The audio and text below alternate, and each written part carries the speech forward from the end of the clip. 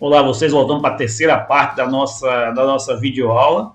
Dessa vez eu espero poder concluí-la na terceira parte, senão eu crio mais uma quarta parte. E agora nós vamos começar a compreender um pouco como esse avanço do capitalismo vai gerar, por consequência, a ideia do liberalismo. Né? Ou seja, o pensamento do capitalismo era o liberalismo. O que eu tinha anteriormente? Eu tinha um Estado centralizador, um Estado que controlava inclusive a companhia de comércio, e controlava o mercado, controlava o comércio, e tudo estava sob os auspícios do rei, ou seja, o rei absoluto, o rei poderoso que controlava a economia. O que os gentlemen vão querer fazer é reduzir, né, o poder desse rei, dessa nobreza, e principalmente retirar, né, do controle da economia, do controle do comércio, do controle da produção, a presença forte desse Estado. Ele vai tomando força, vai desenvolvendo um processo de industrialização e de acumulação capitalista dentro da Inglaterra, e, portanto, vai questionar esse controle do Estado sobre os mercados, principalmente questionando o exclusivo de comércio. Né? Liberté, égalité e fraternité são os princípios básicos do liberalismo francês, mas que isso se reproduz muito parecido 100 anos antes nos protestos do liberalismo inglês. Né? As grandes teorias econômicas sobre o liberalismo, as primeiras teorias econômicas sobre o liberalismo vão surgir na Inglaterra. Esse liberalismo que não confundam com o liberalismo atual, essa coisa meio fake news, né? Pós-29 é uma outra coisa. O liberalismo do século XVIII, do liberalismo do século XIX, ele é um liberalismo revolucionário, uma revolução liberal, uma revolução burguesa, uma revolução dos novos capitalistas que vão surgindo e ganhando força em todos os países em que esse capitalismo se desenvolve. Então, esse liberalismo que acredita na não presença do Estado, esse capitalismo inglês, ele vai precisar da presença do Estado. Né? Então, essa contradição recorrente na história do liberalismo é que ele, na verdade, não vai precisar do Estado absolutista. Necessariamente não é da presença do Estado, muito pelo contrário. Né? O liberalismo, na sua origem, ele vai precisar da força da presença do Estado. Porque, veja só, o que substitui o poder do rei e a lei divina e real, né, da realeza? O que substitui isso daí? Ora, o que vai substituir isso aí vai ser, por exemplo, o direito. Né? É o direito que vai substituir a moral. Né? Aquela moral cristã, não matarás. Por que eu não mato? Não mato porque não se deve matar. Não deve matar, quem é que regula isso? O direito. Né? Então, veja, a ideia religiosa vai ser substituída pela ideia institucionalizada pelo Estado. Né? Já que os tribunais são tribunais estatais. Ou seja, é o Estado, um novo Estado, um Estado diferente, que não aquele Estado absolutista, aquele Estado do rei. Então, a falsa ideia, né, da redução do poder do Estado, do liberalismo originário, é um equívoco. Né? Equívoco utilizado muito pelos liberais de hoje, que são péssimos. Né? Por favor, não comparar nada às mesmas. Né? Um professor de filosofia da moral com essas coisas que aparecem hoje aí. Né? Gente tosca. Mas vamos lá. Essa proteção do Estado, ela era necessária aos burgueses ingleses. Né? Então, essa transformação da superestrutura jurídica é vital para que essa gentleman sobreviva. Né? eu estou falando da superestrutura jurídica, é Tiale. Então, quando o rei jura a Constituição e ele diz todos são iguais perante a lei, ele deixa de estar no patamar superior e passa a ser igual a todo mundo. Ele tem que seguir o quê? A lei. Antes não, antes todos seguiam ele. Ele era o centro. Agora não. Quem é o centro? É a Constituição. E aí, entre aspas, o Thompson vai destacar uma frase, vai dizer assim, que essa classe burguesa inglesa, ainda está em busca do abrigo protetor do Estado. Não é que ele não queira o Estado, é que ele não quer o Estado defendendo o rei, a nobreza e a igreja. Ele quer a presença do Estado ou defendendo seus interesses, já que em determinado momento essa classe passa a ser a classe produtiva, que detinha o capital e, portanto, que detinha o poder. E ele vai destacar em 1832 a grande reforma, né, o Reform Act, reforma a representação do povo e das grandes cidades na Câmara dos Comuns. Só que aquilo que acontece em 1832 é consequência de uma série de atos que vão acontecer muito antes, que vão fazer essa peculiaridade dos ingleses. O que é isso? Começa em 1740. Então, aquilo que se vê no século das revoluções, imagina, a Revolução Americana, a Independência Americana é de 77, a Revolução Burguesa Francesa de 78. O Reform Act é de 1962, mas em 1640 já houve a Guerra Civil Inglesa, ou a também chamada Revolução Inglesa. Essa revolução, ali já no século XVII, muito antes da Revolução Francesa, muito antes da independência dos Estados Unidos, já vai por fim ao governo absolutista na Inglaterra. Quando é que acaba o poder do rei da Inglaterra? Quando se institui o parlamento. Ou pelo menos ali se estabelecia o início do fim. O fim do controle total do rei sobre a Inglaterra. E aí você começa um processo de transformação da legislação, dos direitos, da justiça, do Estado. Uma coisa é a lei antes da Revolução, outra coisa é a lei depois da Revolução. Ela vai se transformar na Inglaterra. Vai se transformar ouvindo a voz de quem? Do rei? Não. Ouvindo a voz da Câmara dos Comuns tudo bem. Enfim, em resumo, ouvindo a voz do Congresso e do Senado. O Senador não é isso, na Inglaterra é diferente, mas vai ouvir a voz daqueles que foram eleitos, aqueles que representam, desde as elites inglesas até a classe trabalhadora. Então, um dos trechos eu vou destacar aqui, ele vai dizer: aconteceu de um jeito na França e de outro na Inglaterra. Não estou discutindo a importância da diferença. Não é isso que ele quer destacar.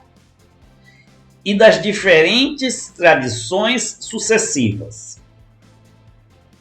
Mas a noção de tipicidade. Ou seja, não é a mesma coisa o que acontece na Inglaterra e na França. São revoluções burguesas distintas. Distintas no tempo. E claro, estamos falando de dois espaços distintos. A França e a Inglaterra. Então, é importante que a gente comece a conceber que as transformações, elas acontecem no tempo e no espaço. Diferente. Uma coisa é a revolução na Inglaterra, outra coisa é a revolução na França. E a outra coisa vai ser em outra esfera, em outro espaço. Que pode acontecer em outro momento. Se me perguntar assim, quando ocorreu a Revolução Burguesa no Brasil? Nunca. Uma elite rural tosca que continua quase no antigo sistema colonial. Não é a revolução capitalista mesmo. Mesmo que o Estado tenha, em determinado momento, capitaneado o desenvolvimento industrial brasileiro com a Embraer, com a Eletrobras, com essas coisas que todos que estão querendo privatizar, está acabando as últimas agora. Né? Mesmo que tenha sido o Estado a capitanear esse desenvolvimento, essa modernização, essa tentativa de se inserir no capitalismo, nós continuamos com vamos dizer assim, um vasto elenco de estruturas ou de infraestruturas que são coloniais. Talvez a grande justificativa do nosso atraso. Essa dependência das economias centrais, esse capitalismo tardio. Essa elite tosca que não faz a revolução deles. Não estou falando a revolução popular, não, do povo, não. Não estou querendo o quê? Revolucionar, não. A revolução como diria Teófilo Otoni, não, eu não quero a revolução do povo, não. Eu quero a revolução dos casacas brancas. Que não consegue fazer. Os dias não fazem a revolução. Teófilo Otoni até tentou, mas não faz. Né? No século XIX não se concretiza. Nem no XX. Quem sabe um dia essas elites industriais capitalistas consigam destruir o poder dessa gente ruralista. Fé na história. Essa cara que eu fiz não é uma cara boa. Vamos ter fé.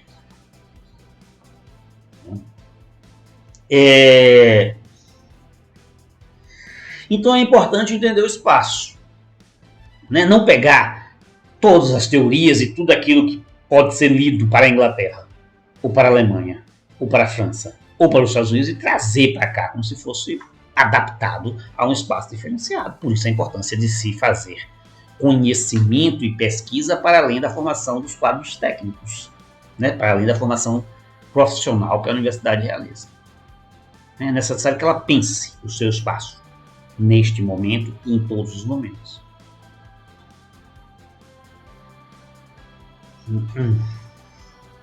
Por exemplo, a ideia de propriedade da terra. De quem é a terra? Na frente da Unilab tem uma fazenda,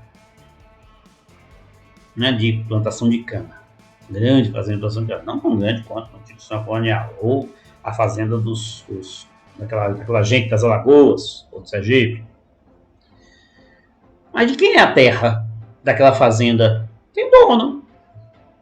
Né? É de um fazendeiro específico que produz cana e produz cachaça na frente da Unilab. A propriedade é dele. No mesmo tempo, se eu saio daqui e vou em Guiné-Bissau, a ideia da propriedade da terra é diferente.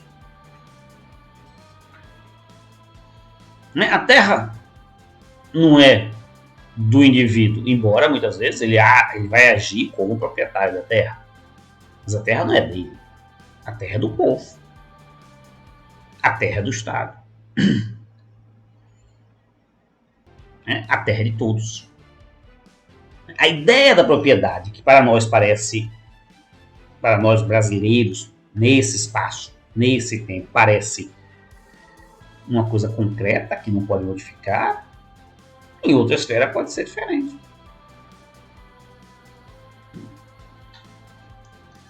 Mas aqui não. Aqui, quem invade terras, por exemplo, e não é para invadir que se adentra numa terra, é para ocupar, é para produzir. Estou esperando mesmo um carneirinho amanhã que vai vir do MST, da feira do MST. Mas eu estou com água na boca. Pegar a brasinha, botar o carneirinho e tomar aquele suco.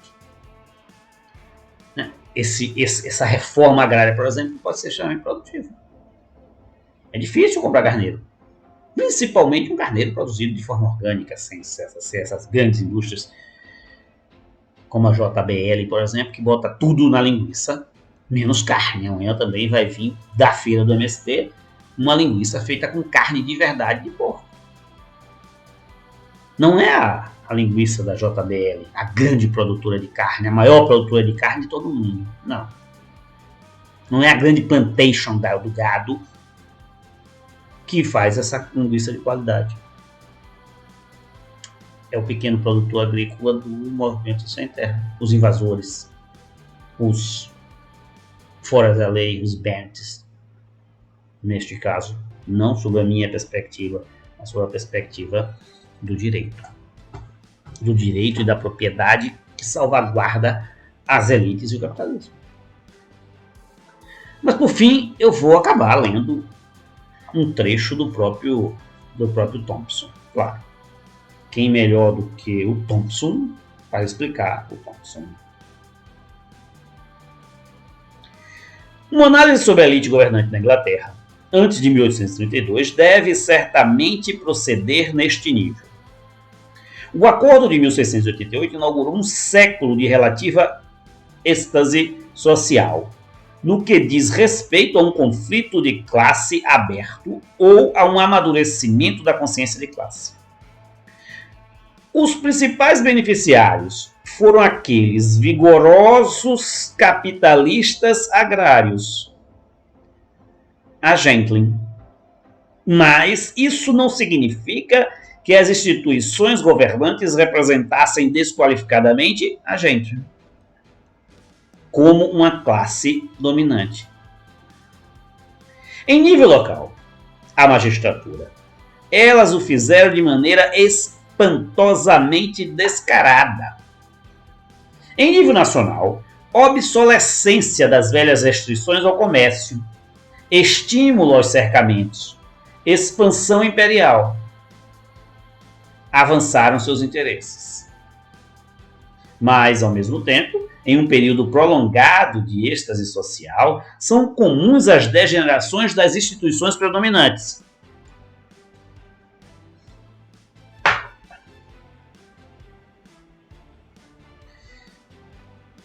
Das instituições predominantes. O estabelecimento da corrupção, a obstrução dos canais de influência e o entrincheiramento de uma elite em posições de poder. Olha como o Thompson é atual. Uma distância desenvolveu-se entre a maioria da baixa e média gente, os grupos associados e certos grupos magnatas agrários, comerciantes capitalistas privilegiados e seus parasitas, que manipularam os órgãos estatais em prol de seus interesses particulares. Esta não foi uma simples tensão de classe entre uma aristocracia de grandes magnatas e a baixa gente. Certos magnatas apenas estavam lá dentro, e a influência oscilou de acordo com a política faccionada, a diplomacia da conexão de grandes famílias, o controle de distrito e tudo mais. É isso. Nos encontramos daqui a algumas horas. E aí nós podemos conversar um pouco mais abertamente. Nosso debate de sexta-feira à noite se realizará daqui a pouco. Forte abraço para vocês.